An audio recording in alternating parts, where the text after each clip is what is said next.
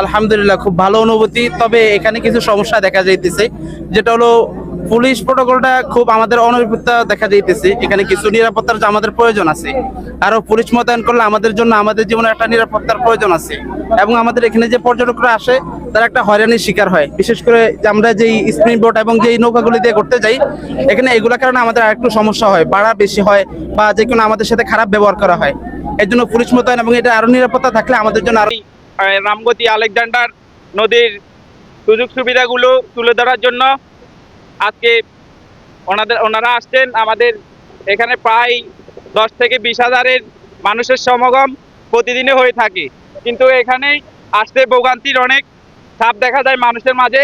এখানে যেমন নদীপথে এপার থেকে যখন মানুষ ওই যায় শহরটায় যায়, তখন মানুষের অনেক ভোগান্তিতে পড়ে।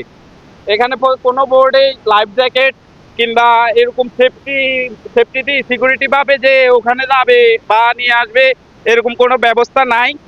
প্রশাসনের দৃষ্টি আকর্ষণ করছে আমাদেরকে এই দিকগুলো আমাদের তাড়াতাড়ি যেন পর্যটকের জন্য সুবিধা হয়, এগুলা তাদের দেখে যেন। এবং আমাদের এখানে ভালো কোনো উন্নত মানের হোটেল নেই, এবং মানুষ এখানে নামে গোসল করার জন্য ওরকম চেঞ্জিং রুম নাই, ওয়াশরুম নাই।